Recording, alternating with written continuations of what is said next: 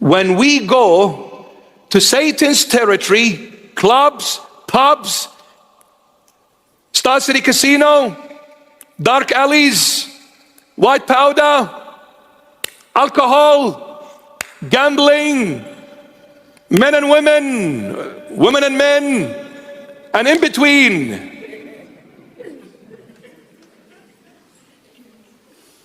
This is all Satan's territory.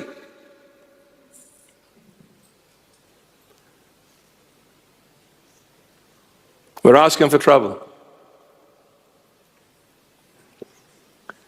Satan has already got the permission from God from the time of Genesis. He doesn't need to go and ask for it. So you go into his territory, seeking freedom, seeking my own ways, enjoying life. I want to dance with somebody. I want to do whatever I want to do with somebody. You are entering Satan's territory. Now he has a grip on you. He will devour the flesh. Snake eats the dirt. He will devour the flesh. Why, my beloveds, and I'll leave you with this. I wish I had more time, and I don't want to keep you here, even though I am so tempted to do so. But let me tell you this. Body, soul, and spirit, the weakest out of the three is the body. The second, stronger than the body, is the soul. The strongest is the spirit. When you run in a marathon, they will only give you medals for the first three that come first in that marathon. Somebody comes fourth, well done, mate, just get out of my sight. And nothing for you. Third, you get a bronze medal. Second, you get a silver medal. First, gold medal, baby. Gold, spirit. Silver, soul. Bronze, body. Can I elaborate on this? Can I? Or you want to go home? The weakest is the body. Guess what? God gave the permission for Satan to attack the weakest component of you, which is the body, in order to get through the weakest, the body, to the strongest, the spirit. He's after your spirit, but he has no authority to attack your spirit directly. He has only the authority to attack your body directly in order to gain the spirit through the body, like he got to Adam through Eve. Adam is the head, Eve is the body. Get it? He can't attack the head. He can only attack the body. Now the head represents the spirit, gold. The body is the bronze. But guess what? Women, so you don't get disheartened. When it comes to fire, gold, which is the much more expensive, in fire gold melts. Body is copper. In fire gets stronger. That's why the woman is your support, man. Without the woman, you cannot make it. This is from God. You better adhere to God's directives. I wish I had time. I wish I had time. So when the man says to the woman, you're nothing, oh, he's in deep trouble. She's your support, because when you face challenges, fire, you're gold, you're gonna melt. You need the copper, the woman, to be stronger in fire. The more you expose copper to fire, the stronger it becomes. Good luck breaking it. That's why the woman can do 100 million things at a time. A man can only do one thing because he is dumb enough to be able to do one thing.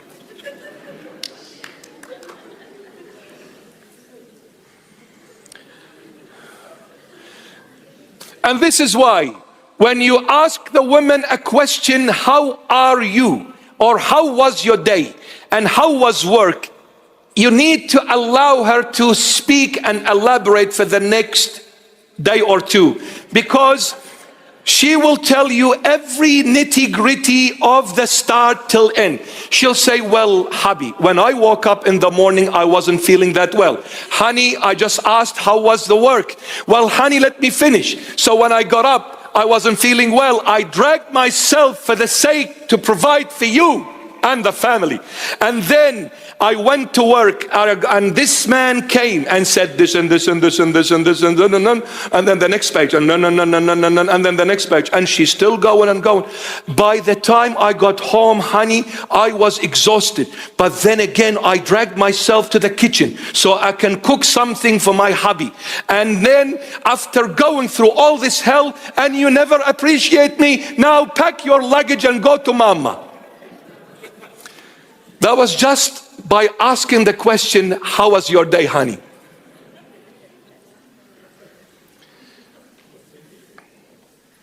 You ask the man,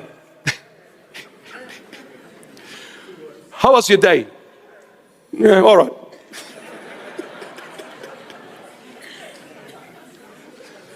One word.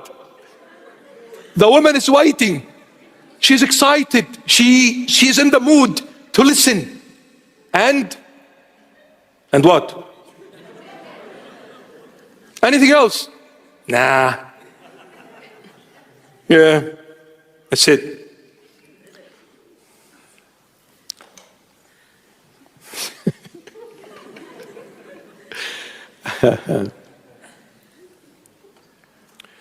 When we go to the wrong places,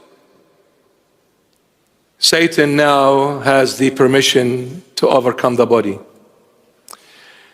He will overcome the body. The second day you wake up, the spirit is on the verge of dying.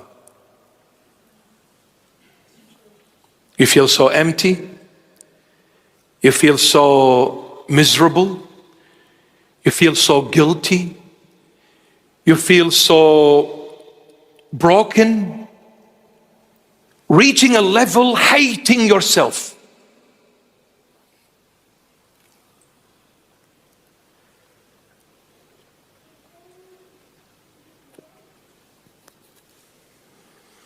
But when you come to the Lord and be in His presence and pray, Satan will come not being in charge anymore, but start distorting that focus of yours.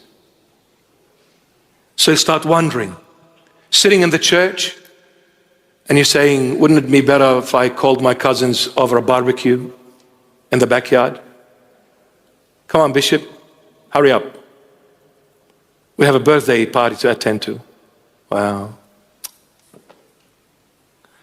What is your priority? Yes.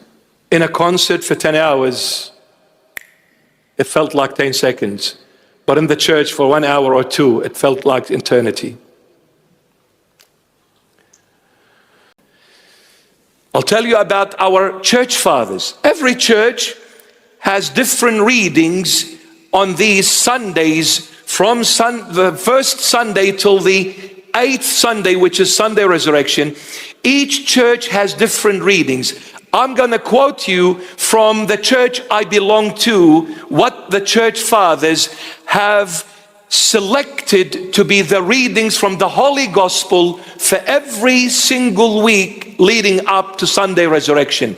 Amazing, amazing how they put it in this particular and specific order.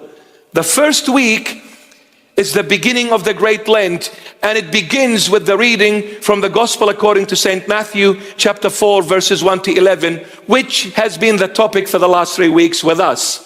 The Great Lent, the fasting of the Lord. Why do they begin with it? The 3 temptations. The Lord is saying, if you wish to come to me, you need to fly, because you need to climb up. And the only way for you to start climbing up, i.e., detaching yourself from earth and coming to heaven, you need to sit in the plane that is made out of 3 parts: prayer, fasting, and charitable deeds. If you lack one, the plane will crash. Remove one wing, can't fly. Take the cabin, where are you going to put the wings? The 3 have to be together in order for the plane to fly. So you want to fly? You want to be heavenly? You want to be spiritual? You want to come to me? Stop living for this world and the temptations of this world. You want to live for Christ? You better start praying, fasting, and doing charitable deeds. Break the body. Don't give it what it wants. Don't spoil your body. Smack your body and tie it up.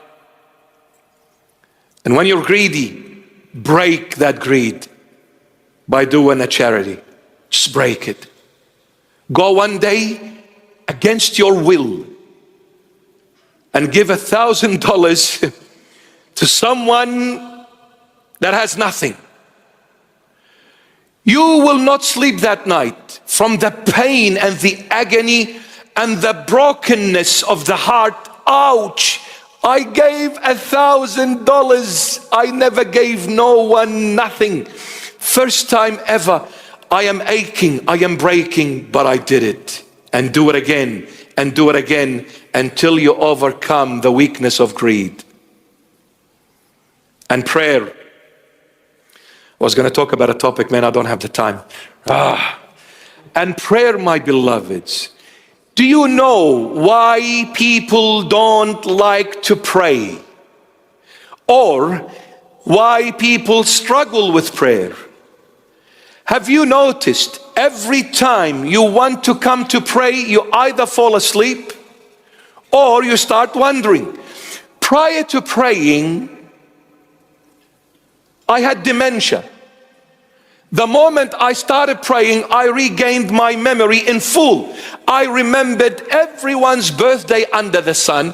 I remembered that the food is on fire, the clothes are in the washing machine, and I remember that I forgot to call my cousin who has been waiting for the last 10 hours. I remember everything suddenly, no more dementia, hallelujah, it's a miracle.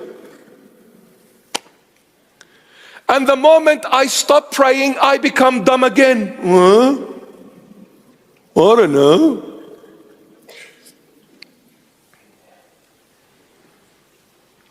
People struggle with prayer. You know why? Because Satan doesn't want you to pray. Now, he is the culprit behind it, 100%. We have an element of it as well, but to be fair, 90% is Satan. 10% is us. We're just being weak and lazy. But 90% is Satan. He doesn't want you to pray. And when you are stubborn and persistent and you get up to pray, what did we say? He's patient, you see? He doesn't give up. So he will come and try to distort your prayer by reminding you the food is on fire and the clothes are in the washing machine and everything else. You start wondering. I'm praying and I'm thinking I'm at Bondi Beach. Bondi Beach, mate. And put on that vitamin D on, baby. Yeah, got a beautiful suntan.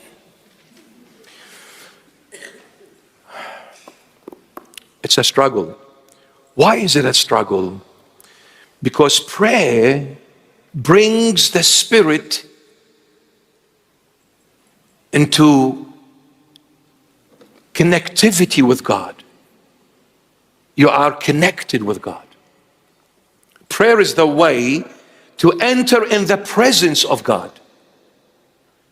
Prayer is the only way to enter into the presence of God. And when you enter into the presence of God, what is God's in his nature? Light. I am the light of the world, the Lord Jesus says. That is the nature of God. So if somebody says, where did Jesus say I'm God? Well, when he said, I am the light of the world, only applies to God. God is the only light. We cannot say we are the light. We can only say we live in the light or we dwell in the light. But for me to be the light, only God is. So the Lord says, I am the light of the world, meaning I am God. So when you enter in the presence of the Lord, you are entering in his light. When you're in the light, everything becomes crystal clear. I'll give you an example. Imagine you're dressed up in this beautiful white suit and you're going to a very formal kind of a gathering. and you are dressed up beautifully, a nice suit, all white, and you're walking on the footpath, and it's kind of dark there, not much light. A car comes, not realizing there is a little ditch holding some dirty water. The car goes into that ditch and splashes that dirty water right on you, where your entire suit becomes dirty by that water. What do? Because it's dark, you get your handkerchief, which was right here, so beautifully folded.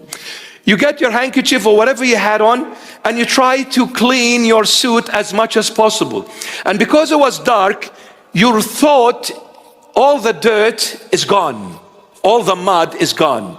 I can't see any more stains. So you enter that room with confidence that my suit is beautiful again. And as you enter and sit, you notice people looking at you and staring at you. And you say, what's wrong? Then you turn and look at yourself, and you get out of that room faster than a Formula One car, realizing your entire suit is all muddy, dirty, ugly. In the light, everything is very clear. When we enter in the presence of the Lord, His light shines upon us and start revealing to us all our sins, mistakes, wrongdoings, weaknesses. He'll start penetrating the inner person of you, deep down, where maybe you have forgotten about certain things. You will start being reminded of everything you have done wrong.